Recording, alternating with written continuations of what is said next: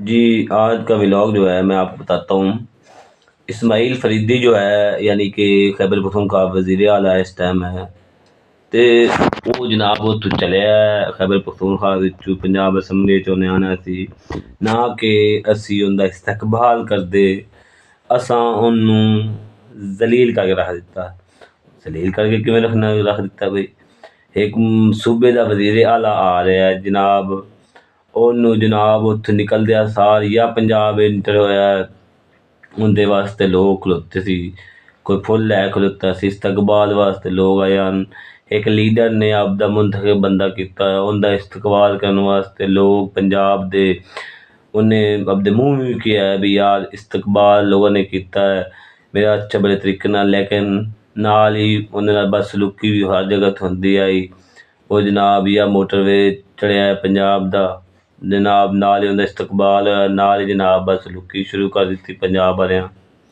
ਫਿਰ ਉਹ ਅਗਾਂਹ ਆਇਆ ਜਨਾਬ, ਜਿਵੇਂ ਜਿਵੇਂ ਸ਼ਹਿਰ ਟੁਰਦਾ ਆਇਆ ਮੰਡੀ ਬਾਉਦੀਨ, ਉਹਦਾ ਇਸਤਕਬਾਲ ਕੀਤਾ ਗਿਆ, ਲੇਕਿਨ ਨਾਲ ਹੀ ਉਹਦੇ ਨਾਲ ਬਦਸਲੂਕੀ ਹੋਈ। ਉਹਦੇ ਵਰਕਰਾਂ ਜਿਹੜੇ ਉਹਦੇ ਨਾਲ, ਉਹਨਾਂ ਨਾਲ ਬਦਸਲੂਕੀ ਕੀਤੀ ਗਈ, ਉਹਨਾਂ ਨਾਲ ਬਦਤਮੀਜ਼ੀ ਕੀਤੀ ਗਈ, ਕਿਸੇ ਨੂੰ ਗ੍ਰਿਫਤਾਰ ਕੀਤਾ ਗਿਆ। ਅਤੇ ਨਾਲ ਹੀ ਜਨਾਬ ਉਸ ਤੋਂ ਬਾਅਦ ਜਾਂ ਪੰਜਾਬ ਅਸੈਂਬਲੀ ਵਿੱਚ ਜਦੋਂ ਪਹੁੰਚਿਆ, ਉਦੋਂ ਉਹਦੇ ਨਾਲ ਬਦਤਮੀਜ਼ੀ ਸ਼ੁਰੂ ਹੋ ਗਈ।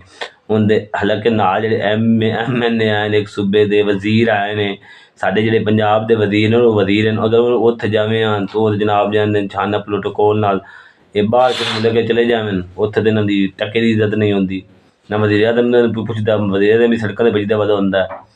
ਅਤੇ ਮਕਸਦ ਇਹ ਗੱਲ ਕਰਨ ਦਾ ਬਈ ਪੰਜਾਬ ਅਸੈਂਬਲੀ 'ਚ ਪਹੁੰਚਣ, ਨਾ ਕਿ ਵੀ ਐਮ ਐਨ ਏ ਕਿਹੜੇ ਨੇ, MP ਕਿਹੜੇ ਨੇ, ਉਹਨਾਂ ਨੂੰ ਜਾਵਣ ਦਿਓ।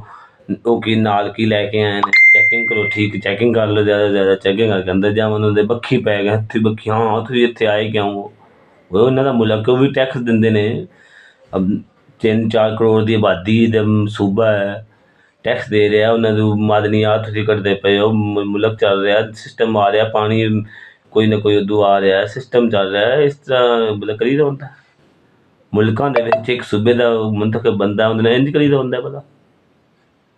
ਕੋਈ ਬੰਦੇ ਨੂੰ ਵੇਖਣਾ ਸੋਚਣਾ ਚਾਹੀਦਾ ਹੈ। ਇਸਮਾਈਲ ਫਰੀਦੀ ਇਮਰਾਨ ਖਾਨ ਅਹਿਮਦ ਖਾਨ ਨਿਆਦੀ ਦਾ ਲਾਇਆ ਹੋਇਆ ਬੰਦਾ ਹੈ ਸੂਬੇ ਦਾ।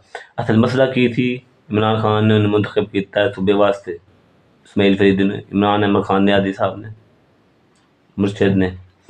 ਤੋ ਮਸਲਾ ਇਹ ਹੈ ਕਿ ਇਹਨਾਂ ਲੋਕਾਂ ਨੂੰ, ਇਹ ਲੋਕ ਕਹਿੰਦੇ ਨੇ ਅਸੀਂ ਪੁਰਾਣਾ ਬਾਦਸ਼ਾਹੀ ਸਿਸਟਮ ਜਾਰੀ ਰੱਖੀਏ, ਕਿ ਲੋਕਾਂ ਨੂੰ ਥੱਲੇ ਲਾ ਕੇ ਰੱਖੀਏ, ਗੁਲਾਮੀ ਵਿੱਚ ਜਨਾਬ ਲਿੱਤਰ ਮਾਰੀਏ, ਉਹੀ ਸਿਸਟਮ ਹੈ। ਅਤੇ ਪਿੰਡਾਂ ਥਾਵਾਂ 'ਤੇ ਚੀਜ਼ ਨਿਕਲ ਗਈ ਹੈ, ਇਲਾਕਿਆਂ ਵਿੱਚ ਚੀਜ਼ਾਂ ਨਿਕਲ ਗਈਆਂ, ਲੇਕਿਨ ਹਜੇ ਹਕੂਮਤਾਂ ਨੂੰ ਸਮਝ ਨਹੀਂ ਆਈ। ਹਕੂਮਤਾਂ ਉਹ ਨਾ ਲਿੱਤਰ ਮਾਰ ਕੇ ਹੀ ਸਿਸਟਮ ਸਿੱਧੇ ਕਰਦੇ ਨੇ, ਲੇਕਿਨ ਇਹ ਸਿਸਟਮ ਸਿੱਧੇ ਕਿਦੋਂ ਹੁੰਦੇ, ਖਰਾਬ ਹੀ ਹੁੰਦੇ ਨੇ। ਉਹ ਜਿਹਨਾਂ ਨੇ ਬਦਸਲੂਕੀ ਕੀਤੀ ਗਈ ਉਹ ਚੰਗਾ ਸਮਝਦੇ ਸਾਨੂੰ? ਨਾ ਨਾ, ਉਹ ਕਿਸੇ ਨੂੰ ਕੀ ਮੁਸੀਬਤ ਹੈ, ਉਹ ਖਰਾਬ ਹੀ ਹੋਣਾ, ਉਹਨਾਂ ਦਾ ਦਿਨ ਹੀ ਖਰਾਬ ਹੀ ਹੋਣਾ।